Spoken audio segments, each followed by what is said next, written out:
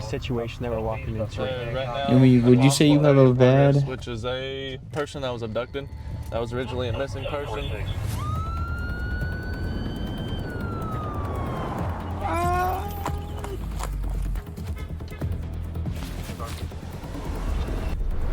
Yes, type shit. Hey man, show me your fucking hands. He's in the house. Right here. Yo, what's good, champ?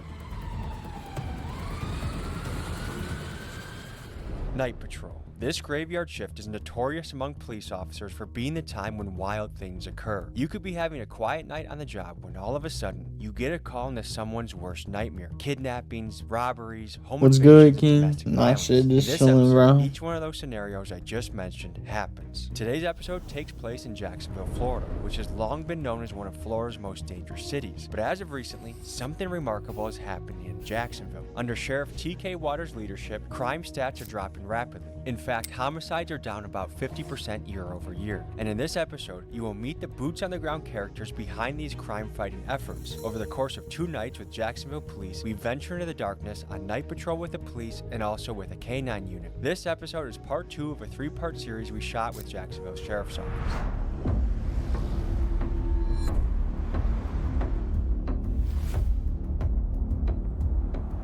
Folks, we're in Jacksonville, Florida, here for a police ride along. I have a hunch it's gonna be an active night for us. Just stopping at the gas station to get a little food before we got started. Looks like some undercover guys. To be here in a wild city, basically filming an episode of Cops, there's a lot of nostalgia and excitement. This is a job I could not do. I feel lucky to even be here. For them to open their doors to us is huge. And I think goes to show the trust that we've built, that no matter if you're a billionaire, a fentanyl dealer, a police officer, a rapper, that we're gonna take care of you and do a good job telling your story. Hey, how you Nah, doing, no man? cap. Good. Nice to meet you. I'm Tommy. That motherfucker had to be lucky Alright. as shit to get all these body cams and shit, buddy. What the fuck?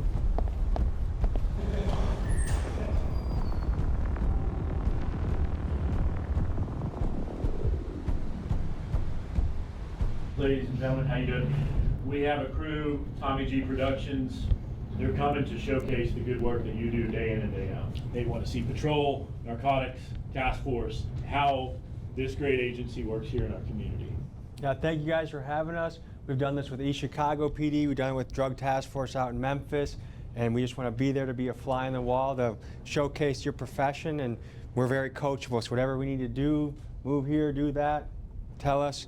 And we're just happy for the opportunity to be with you guys for the next few days. So just found some intel out. You should like interview us too, since we are drug dealers and stuff. Alright. No idea where he's at yet. That's really all I got tonight. So just stay safe out there. Just Bro, Tommy G should interview you, but do the fucking day in the life of a fucking TikTok brain rot. What's the plan of attack today? We'll see what calls are in the area right now to see if there's anything major going on. If not, then we'll start the OMB process, going to see if anybody's registered violations or any traffic stops we can find to possibly check some drugs off the street. Okay, cool.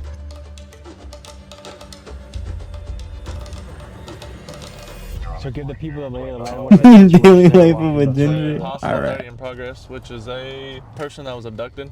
That was originally a missing person. So what's your mindset going into this, or what's your role in the strike? So basically figuring out where everybody else is set up currently, and then getting with Lieutenant to figure out where he wants us to set up at for this 3-man strike team that we've got set up. Prayden, do you have breaching tools? I've got it. They need breaching tools at the door.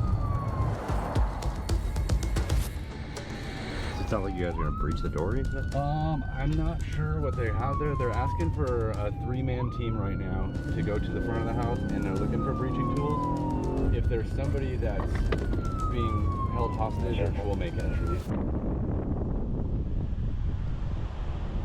Alright. Okay, me. Alright. So far. It's crazy how you just jumped out of your body, twerked midair, then did a backflip too, and then caught my dick with your lips right there, buddy. What the fuck? There's a light that keeps coming on this side. That shit was crazy. Ginger. Alright. That's all you gonna say again.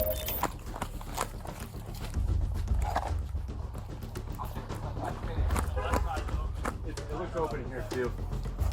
Ready? Yep, gotcha.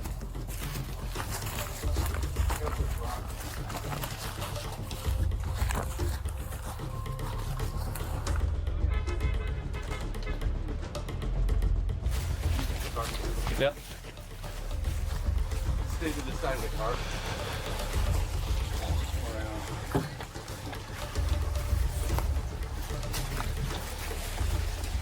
There's movement inside the house, absolutely.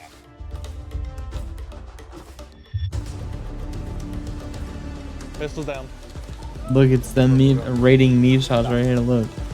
We got contact at the front. Stand by. Step outside. Show us your hand. They heard he was selling horse semen out of this house right here. It's crazy.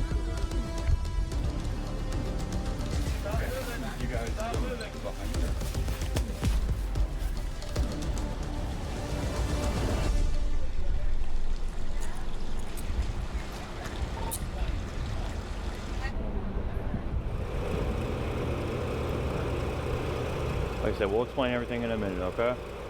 I get everything figured out. I would just like to know what the heck Okay, so we got a call from a resident? yeah, it was a juvenile saying that she was being held captive here. No, there's no juvenile. We are the Okay. only ones here. I believe. But we just have to verify. No, I mind am if I walk okay in? with that. I'm okay with you walking in. I'm sorry, I don't. I gotta bring one other person, that's fine, but.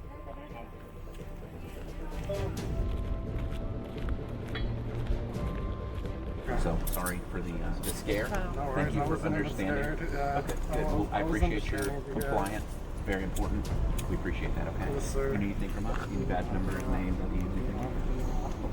We want to do a supplement so that we can rule this house out. So if anybody else gets this follow up on Blue Squad, they know that this house has been cleared. The guy you just saw get pulled out of his house at gunpoint was completely innocent. This call ended strangely, and from what I can gather, it was a false alarm. Potentially, it was a swatting call, which, as my friend Ryan Montgomery explained in a previous episode, these are online trolls that make fake calls that can be very dangerous for the people being pranked. Now, I'm not quite sure what happened with the call you just saw, but I do think it does a great job highlighting how, with very little background information, police officers have to be prepared to run into crazy situations. How would you rate this area out of 10 for sketchiness? Probably a 6 or 7. I worked here when I was in phase 3 of FTO, and it's definitely a good area to learn in, especially if you have a good FTO to teach you how to maintain these streets and everything, and how to work the job. All right, I think we're good here. So let's go see what else is going on. So this night off to a busy start? Not like you would think. Like, this is pretty equivalent to a regular night.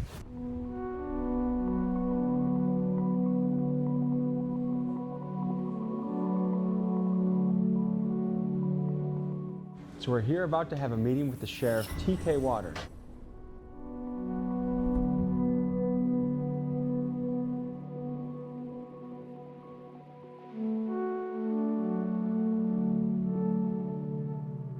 What is your message to criminals in Jacksonville? My message to criminals in Jacksonville is this: go away or we're going to put you away, or you can quit. We're not the agency that you want to try. Stop committing crimes in our community, or we're going to get you. We're coming for you. One of the things I'm most curious about is if you look at the homicide rates from 2022, 2023 to 2024, the city's dropped almost in half, which is remarkable. It is remarkable. What's the secret sauce that's cooking here? Man, hard work. Listen, proactivity is not a dirty word. Proactivity is what we're supposed to do. Proactivity is That's a so part tough. of one of the basic part of police work. If you see a police officer just sitting there, he better be sitting there, or she better be sitting there writing their police report so they can get on to the next. You a snitch? Like you be telling it, you be talking to the cops. Out there being you be proactive, snitching this looking shit. for people that are doing things they should not be doing in our community. Okay, so we're on to a shots fired call? Yes. Sometimes it's hard to find where the actual shell casings are, even with ShotSpotter. So everything is based on the call notes here. So this was 10 minutes ago. They didn't hear anybody screaming, they didn't hear anybody yelling. You kind of got to go in thinking that the people who did it are probably already gone, but you always want to keep your head about you. The person that reported this, what are the odds that she'll actually speak to you now that you're here? Both of these people are not wanting to speak to us, so they're just informing us that there was shots in this area and they want us to come and check it out. And they don't want the neighborhood to see them talking to you. Exactly. Unfortunately, things like this, since it's not a specific shot spotter area, we just have to get out and canvass the area for possible casings, anybody possibly hurt. And then if we do find the casings, then we collect the casings and take them into processing. This is the NIBIN laboratory for the Jacksonville Sheriff's Office. This is Jacksonville's Crime Gun Intelligence Center, CJIC, and this office uses the National Integrated Ballistic Information Network, or NIBIN, to analyze ballistics and help solve gun-related crimes. Yeah, I'm By just not leveraging remembering that, any the of Jacksonville this. Sheriff's Office can quickly process and compare ballistic evidence, leading to more efficient identification of suspects and connections between crimes. For instance, when casings are collected based on shot spotter alerts, it has yielded a 42% hit rate when processed through NIBIN, and this links gunfire incidents across multiple jurisdictions. So instead of saying it's a boy or it's a girl, you say it's a 9mm? It's a 9mm, but is it a 9mm that goes to that? Because there's different characteristics of the 9mm depending on the gun. Did y'all hear any shots fired or anything? Okay. Thank you. I ain't got nothing. Where we have shot spotter areas, we'll typically find casings more often than if somebody just calls them in like this. But without an exact area, like shot spotter can give us, we don't really know where to look. And so you guys have a testing facility where you fire a gun and then you examine it? We do. It's a bullet recovery tank, and it's got a portal that the examiner holds the gun, shoots into the portal, into the water, and the casings are ejected out in a semi-automatic. We collect the casings that we know went to that gun, collect the bullets, Whataburger? and we bring them back here. Yeah, I don't know, So is it okay. frustrating trying to solve things Bro. with very little help from the community? My question is, Yes, how the but we fuck? also have a lot of different I don't know, avenues gang. that we They can got use hella to try and different shit to find test that shit, but suspects. like, how the fuck do you just shoot into a pool, grab the casing, and you're like, For the yo, most part, yeah. So there's some heavy shit on this. we know everything, Oh, yeah, buddy. for We sure. got you. So what's Like, your what? why? What gets you excited to wake up in the morning to do this? Just something new every day. You literally can't put the same day into another day, like, because it's always different. You never know what you're gonna get. Would you say that this In and out? What the fuck? I What? think public safety as a whole is. So some Americans would look at the drug. Nah, I laws ain't and gonna say lie, the yeah, war on in and drugs out, does nah, not work. yeah. And why are people That still shit's getting awfully busted for good. things like Serial weed? numbers. What's your take on Type that? shit. Drugs are always gonna be on the streets because we don't have the manpower to catch everybody, nor the assets to be able to do all of those things, to be able to take them all off at like one specific time. That's why our specialized units try to hit it as hard as we can. The biggest issue with it is the amount of fentanyl that's being laced and all this stuff that's like, it's killing so many people. We're definitely in the trenches right now. Oh yes. Hey, y'all come talk to us for a second. Y'all know y'all gotta be on the sidewalk. Yeah, okay. Yeah. The police, they liars, manipulators. What do you think it would take for the public to have a better relationship with police? Better communication, I guess. I don't know, cause I went to jail for some stupid shit, like, and the police should be more honest about stuff, cause they will sit here and make you feel comfortable to talk. You to them. fucking with this one right here, Meave, or no? For them to like do the complete opposite of what they just made. They made you feel safe. Alright, here you go. Honestly, I feel like Just like now. everybody should be free, and we shouldn't have nobody trying to tell us how to live their life. Cause God Yes. gives us free will to live their life, and we shouldn't have no police trying to stop them.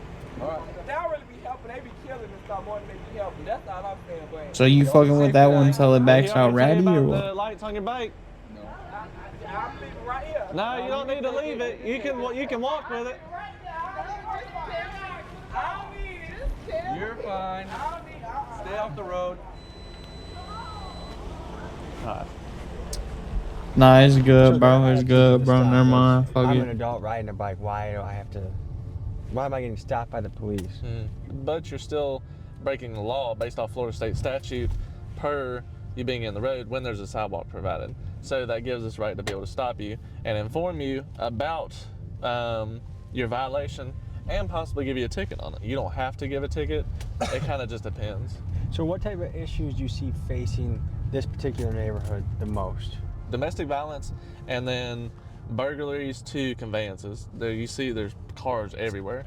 Most criminals know that cameras are only going to pick up so much. If they've got a mask on, they can come and bust in that window right now and get whatever they want out of it and get out of here, possibly before an officer's even on scene. So they might be able to get away with it, kind of thing. If you could wave a magic wand and change one thing about these areas. Probably more job opportunities, because that's mainly what people want. People want to be able to make money to afford for their families. How do we get more job opportunities to the hood? That's a tough one for me as a sheriff. I think the opportunities are there if you want to take the opportunity. Let me use myself for example. I'm not perfect, right? As soon as I became old enough to work, there was a job there for me. Whether it be bagging groceries at 13 years old or working a summer hire job in Europe when my dad was stationed in Germany, working a summer hire job and then going to bag groceries when it's done. The reward of being able to earn my own money is tremendous. It's a sense of accomplishment. The jobs are there. They might be smaller jobs, but certain jobs I believe are entry-level jobs anyway. So take those entry-level jobs. We live in the society that we live in, because we live in America, there's a sense sometimes of an entitlement. Let's not have that attitude. Let's realize that we have to crawl before we can walk. Start where you need to start and move up. The jobs are there. Type shit. Officer Crane with the Jacksonville Sheriff's Office. The reason for the stop is you're missing a headlight up here. I didn't know. What goes through your mind when you first get pulled over? Man, what the hell they pulling me over for? I called my boyfriend. I said they finna pull me over. I seen y'all with behind me. Yes, ma'am. If you had a son and they said they want to become a police officer, what would you think? Be careful. You know, I don't know. It's a job. What's been your experience with police and law enforcement? I don't bother y'all, so y'all don't bother me. But do you feel like, hey, they make the city safer? I'm happy they're here. Yeah, especially nowadays. Yeah, bad nowadays. It's like bad. It's nothing like when we was growing up.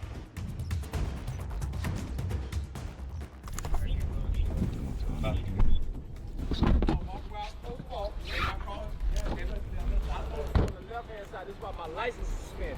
My license got suspended. Now I gotta try to go do something else as far as work, because I done lost my job. Okay. Because y'all wrote me a citation, y'all told me to walk on the left-hand side. So on the left-hand side, there's no sidewalk here, and there's no sidewalk here. I looked it up in the statute. It says walk on the left-hand side if there is no sidewalk. How many times I gotta get stopped today? Okay, well, they're probably This don't make no damn sense, man. Y'all out of control, man. Y'all already taking food out my son's mouth. Y'all just gonna keep harassing me every fucking day. I get off work, walking, you can't walk here, you can't walk there, you can't walk here. Why am I always being harassed, bro? I'm just tired, bro. Stay on the sidewalk. I'm tired, bro. I'm tired. I'm tired. I'm letting you know I'm tired. All right, I know what to do. One of the strategies Jacksonville Police champions is a tactic they call proactive police work. It's when officers pull people over for minor infractions like driving with a broken taillight or walking on the wrong side of the street, and this gives them the legal means to investigate for more serious crimes like felons with guns, drugs, and outstanding warrants. Supporters argue that this approach takes dangerous criminals off the street before they can do any harm. Critics, however, see this as a form of harassment. Let me know in the comments what you think. Are you a fan of proactive police work, and would you want this done in the city where you live? We had an interaction with a man last night who was walking in the street and he got pulled over. He got, license, and he felt like he was being harassed. I'm an adult walking down the street, and the police officer we were with said that, we got to look at the little things because they could turn into big things. But, you guys have done a fantastic job cracking down on one of the biggest crimes there is of murder. How do you balance that with not being overbearing on the population? I'm an adult walking down the street. Why are you pulling me over with 2 squad cars? So first of all, where was he walking? Second, what time of night was it? Third, was there a call for service about a suspicious individual, which happens quite often. You don't do a drive-by when you're walking through a neighborhood. You do a drive-by because you're in a car with weapons and you shoot at people that, whether it be a rival gang member or something like that. And then sometimes some of our innocent people in our community fall victim to that kind of stuff. So we stop cars and we look for reasons to stop cars.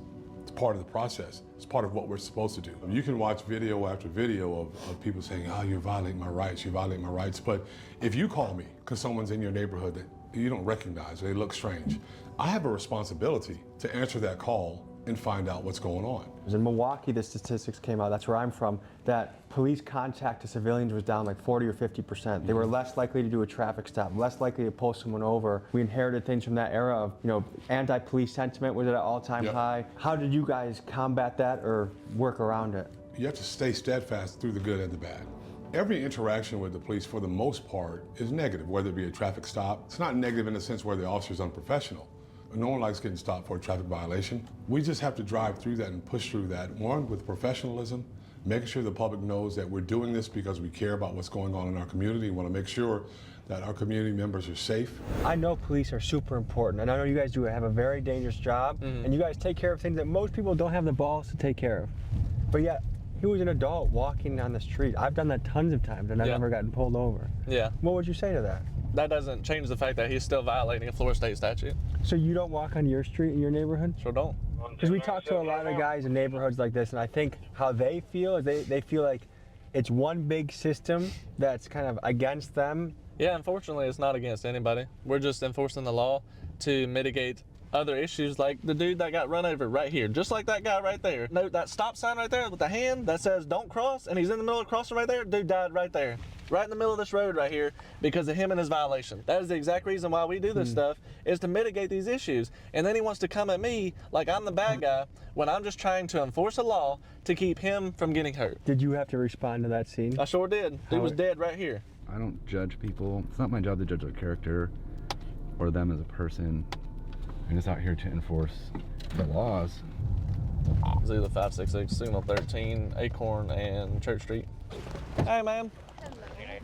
You ain't got no light on this thing. You need to get one. You need one for the front and rear. You gotta have one, a white light on the front that's visible up to 500 feet, and then a red light on the back. Yeah, you gotta have a light on here. We got a lot of people getting hit out here. Thank you. Just hang out with this officer. I'll be right back. She works at Daly's in Mandarin. Holy cow. She rides her bike to and from work, hour and a half every day. Yo, that's commitment right there. Yeah, that's a long way. Here you go. You're all good. Just make sure you get a light for the front and the rear of it, okay? I already have scares on the bike, so. Exactly, yeah. We ain't trying to have scares on the bike. That's why we pulled you over, just for the same instance. Yeah, So, I get you. that's a long way to ride a bike. Holy cow. Yeah. But she just got her vehicle stolen last year. I think that just goes to show how much that impacts someone's life. That now she's spending 3 hours a day biking to work. Yep, exactly. What are we running into?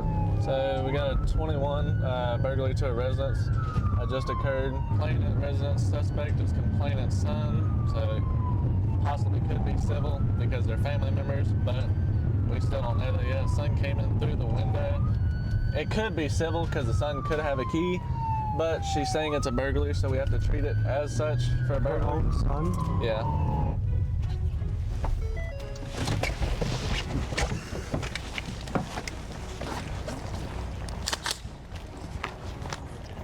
That's it? Alright, that might be him. Nah. Hey, what you got going on? What just happened? Why are the police here? Somebody here called about a burglary. No! We didn't go about no burglary. What's the address here? Ain't no burglary here. Yeah, that's where our address for a burglary is. Oh, no, I'm gonna say no, ain't no burglary here, baby. Who called?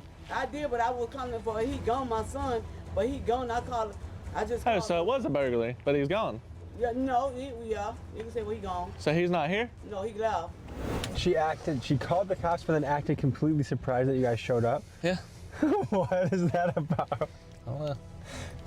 It's pretty dead. So what do you guys make of that situation? That's a common theme. Parents calling about their kids because they don't want them in the house. And then we show up because we have a call for a burglary. And then she doesn't like that. So then she doesn't want anything done. And if she doesn't want any police services, then there's nothing we can do. This is a thinking man's game. There's so many statutes and laws. This isn't just a brute force job. This is someone that you have to really be on your toes and aware of things that are changing all the time. Yeah. What is that like? It takes, I guess you could say it takes a toll on how you have to think about things. It also is a way you have to think about things when you go into a call.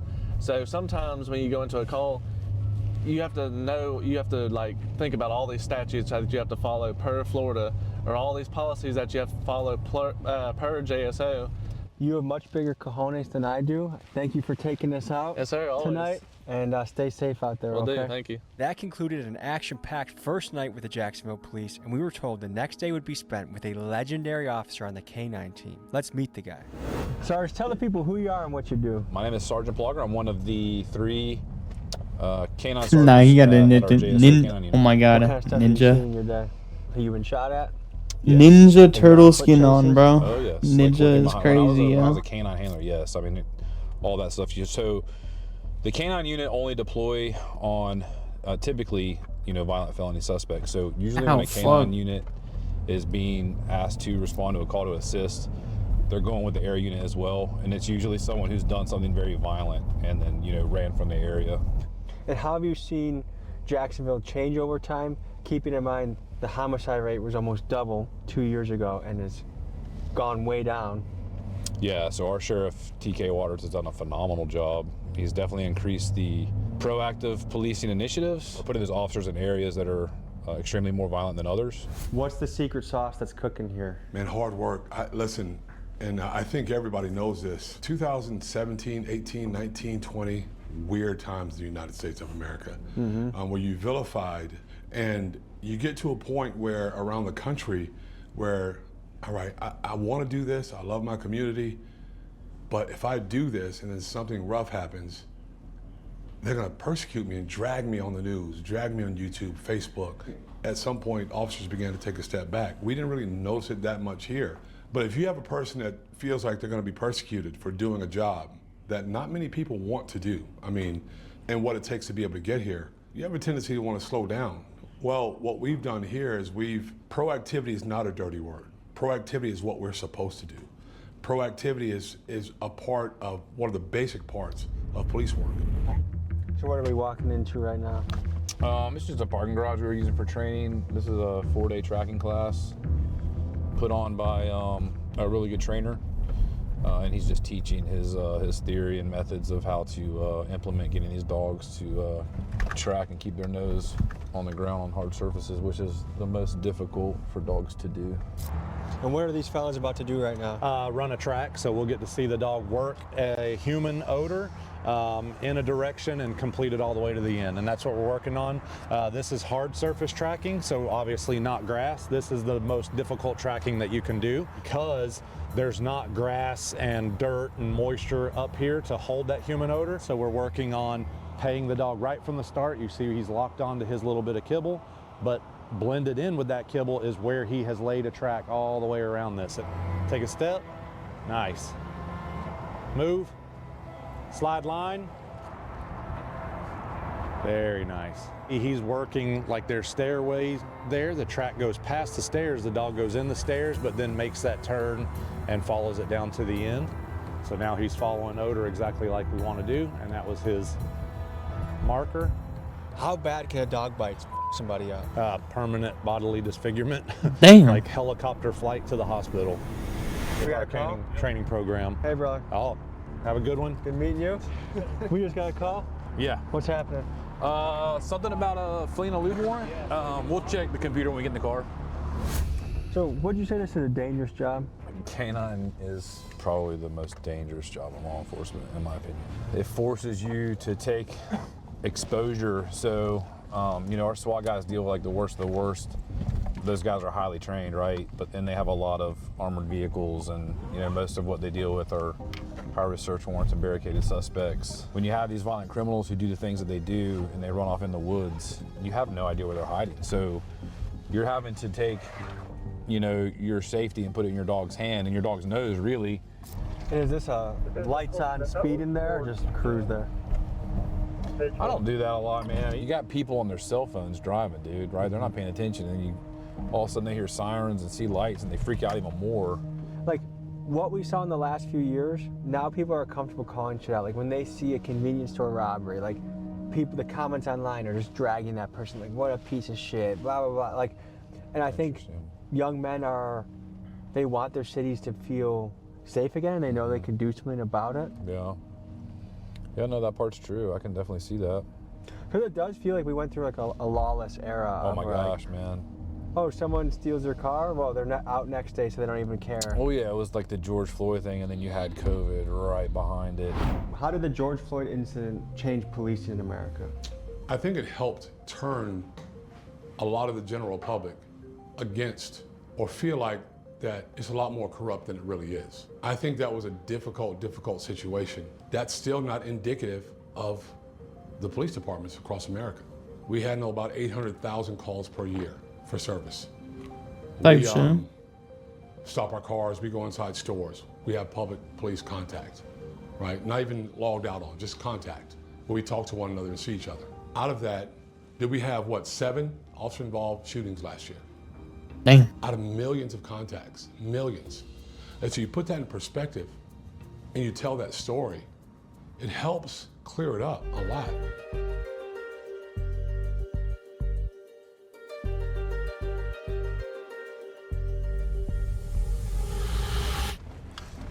So what's this call for? Robbery, business advisors, they just left, 23 to a business, unknown, vehicle description, into the store, took everything from jewelry case. Yeah, they smashed all the jewelry cases and took everything. 2 miles out. Is that his name, Zeke? Zeke, yeah. So right now Zeke's hoping that somebody starts running. Yeah, so he already knows what time it is, especially when we start keying up on the radio. He's about a 7-year-old dog, so like by now he's kind of understanding what the game is, you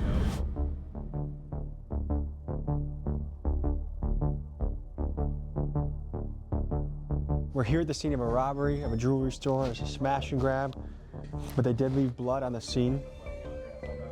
But we're trying to figure out, there was 2 suspects, where they went, whether they took a vehicle, and how much is missing. So the employees are shell-shocked. They just had a crazy thing happen on their watch, and they're kind of picking up the pieces and packing up and going home. And so this is now the investigation starts, tracking these guys down, trying to figure out who did it, where the loot's going, and apparently it was just tax season, so people have been running in here buying things, so there's a lot of activity, hard to sort out who may have been who. So now the police are trying to look for suspects and figure out the next step. Does any part of you get excited for calls? Like, man, So that is my problem. I absolutely love it, right? But I have to make myself stop because like that was the whole thing. Like the pact that I made with my wife. Hey, I'm gonna get promoted and I'm gonna get away from the craziness because it drove. Like it's not just me that goes through this. My wife goes through this stuff too, right? Mm-hmm. And when my police dog got shot, man, it hit us, man. It hit us hard. That was very traumatic. So how did your life change after your dog got shot? Oh man, it was very humbling to, you know, go through something like that. Numb to it, you're not as affected, but then yeah, I think it was worse because you have a working relationship with a dog that, I mean, dude, when I was working that dog on call, I was with that dog more than I was my wife. Officer Plogger is referring to one of the most gut-wrenching moments of his life. 3 suspects on the run shot at police and the police returned fire. In the chaos that ensued, Plogger's dog Huck was hit with multiple rounds. Frantically trying to stop the bleeding and save Huck, the police put pressure on his gunshot wounds and quickly got the dog on a helicopter to an emergency vet. Huck unfortunately lost part of his front leg from his injuries, but the good news is he survived. He had to retire from his canine duties, and he now lives full-time at his pal, Officer Plogger's house. We're en route to a domestic violence call. Looks like dating violence, where an alleged battery occurred, and it looks like the female half is waiting for officers to make the report, and that the male half, it looks like his whereabouts are known. Officers received a call about a woman who was terrified of her boyfriend. Supposedly earlier in the day, he beat the hell out of her and she was scared to return to her house because she feared he was waiting for her there. Because this was allegedly the boyfriend's 3rd domestic violence incident, it elevated his case to the felony level. Officer Plogger and his K-9 team was called in on this operation to catch the boyfriend and ensure he didn't scurry away. The police met at a nearby gas station to game plan for his takedown. What's y'all's plan from here? So if he's not in the driveway, obviously we're going to set up around the house. Right. There's back door, front door only, no attic, single level house, multiple windows for him in case he does go in there. But just based on, I'm assuming it'll just be a call out because of the potential harm. Yep, Okay. exactly. Yeah. So do you want to go Old Kings to West Moncrief? That way we don't have to drop by the house and just stage on Leona at the dead end right there, and then we'll come in. We'll have canine primary since the dog will be primary on a runner. Yep. And that way, if he just squirts to you, you can have eyes on. All right, so you want me on Leona by the dead end? And we're not going to move in to attempt contact until you tell us you're set. Okay. So because she's giving permission and she owns the house, do you need a warrant to go in? No, so she's saying the house is locked. She's saying that he is texting her and telling her that he is at her house waiting for her. Is she kind of helping set it up a little bit? I mean, she's giving us the information of where he's at. So yeah, she's assisting in where he's located. We still don't, we haven't confirmed he's there though. We won't know until we get there. I think the victim told the other patrol officers that she feels like it's escalating, that she's in fear that he might, you know, escalate it more. Obviously, we run through different scenarios on how the suspect maybe reacts. Maybe he runs, maybe he just complies, maybe he runs in the house, which creates a whole nother dynamic with barricade. So just kind of game plan in different scenarios in my head that might occur. We're camped out Yeah, I a few know. houses down, just waiting for the word to sweep in. Hey, Chef. Yeah. Y'all ready? All right, we're going in. Y'all got your comms down? Yep. Holy shit. I'll take comms if we get a runner. So let's hug close to that house. It's back there with his room. Yeah, it is. I did see a shadow. Hey, when we walk we need to reach out to her and see if she saw anybody pop out. No, I think he's long gone now. Is that busted out? Hey man, show me your fucking hands. He's in the house. Hey. Show me your fucking hands. It's the police. We want you. I didn't do that. We want you. Go to the front door. Hey, Chuck, hold. He's going to the front. He's going to the front. Right here, Kyle. Right here, Kyle. Put the dog in. Put the dog in. Get your dog out. Hey. Put the dog in. This for my safety, bro. Wait. Get out. Get out right now. You're gonna get bit. I'm coming. Get out right now. Don't do that, Get bro. your ass out the house. What am I Go to the ground. What am I doing? Go to the goddamn ground. Go to the ground. L fits, bro. What does he got on, man? Go on your fucking stomach. I'm on my stomach. Don't you fucking move. I'm on my stomach. My name is Zotavia Sally's out. I stay in this house. The key in my pocket, Mom. Relax, buddy. Relax. I'm relaxed. We're gonna tell you what's going on when we're ready. Just Oh my chill. God, oh my God, oh my God. Is there anything more you need to know about any weapons or anything? I got weed in my pocket, that's it. I stay here. You can call the owner. She will. Man, listen, man, y'all tripping, man. And you got the dog finna bite me and shit. You threatening to bite me with a dog and all that. I ain't did nothing. And I got cold to the house. How the This shit is fucking outrageous, man. That guy was as close as you can get to getting dog bit. Because going by what the victim stated, he's not supposed to have a key to the house. So they're gonna have to revisit that and question her why he might have a key. At what point will you explain to him? I'm not. That's their job. We did what we came to do, which was locate him. So, and hypothetically, if I'm in an arrest situation, I don't get to know why? We can tell you your charges, yeah, but we don't have to explain all the details. That's what your first appearance court is. Like, that guy was escalated, right? He was very elevated, upset, obviously. So we don't have to, when you ask, we don't have to tell you at the time that you ask, right? We're trying to de-escalate and calm him down because he's still riled up. They have to search him. We still don't know if he's got a gun on him. So there was an incident that happened earlier between you and your girl. That was earlier, yes. Okay, put your hands on her. No, sir. We didn't even go through Okay, so it. how did she get all her bruises on her? Man, that girl, come up. She has bruises. Listen, man, I don't like this. I do not like this. I'm Okay. going to So- reiterate everything. So you Yes, didn't sir. put your hands on her? No, sir. There should be no reason for her to be absolutely terrified of you. She's not terrified of me. I just spoke with. I'm I gonna ain't do quote her. nothing She said you beat the shit out of her. Man, I ain't do nothing like that, bro. You do have a violation of your probation. No, You're going to jail. Why am I going to jail? Okay, domestic battery, second and subsequent. Man, You're also being charged with resisting. Listen, whoa. Man, that's wrong though. That's what you did. Those things they kind of ravel out of control pretty quick, huh? Yeah. There's always room to improve on everything we do. Nothing ever, in my mind, goes perfectly. And if guilty, this would be his third domestic violence? I don't know. According to the patrol officer who's their primary unit, she's saying it would be his third domestic with the victim. So he may have started before that. I don't know. The average person does not get to experience stuff like I know, that. but see, this is what the job does, because like to me, that's not even a tick on the meter. Like that didn't even get my blood pressure. So same thing, when I'm in there with the Gaines or like the Tijuana guys, like I've been desensitized to where it's not a There's big something deal. wrong with you, dude. But what evidence did they have on him? Did they have any? Evidence? Yeah, with the text messages and stuff, like I'm gonna beat your ass, or? So I don't know. They had the domestic battery. I don't know, but it was his third subsequent offense, which brought the felony into play. Oh, so they already had the charges? Yeah. They had the felony, the domestic charge on him. Okay, not a warrant, just PC? Yeah, that's why we were talking about the violation of probation. And Okay. else. It was kind of. So what's going to happen to that guy? He'll get a first appearance court in the morning and a bond set. And he was scared of that dog, so I'm sure it helped with his surrender. I mean, that's a benefit too. Yeah, so. We got into some crazy situations. The officers were brave, and I'm glad that everyone is okay. No one in the entire 2 days was harmed in the filming of this, both the criminal, the suspect, the cop, and us. So it's a good day, and things march on. So if you're interested in the murder rate going down, then this is a city to sure check out and look into and ask, what is the recipe they have going on here? So I'm excited to see the comments on this one, excited to see what you guys think. Thank you for joining us, and we'll see you next week. This is part 2 of a 3-part series. Thank you to Vic for bringing us in. Thank you to Sheriff TK, Officers Wood, Officer Plower. Thank you guys, and we'll see you next week. Type shit.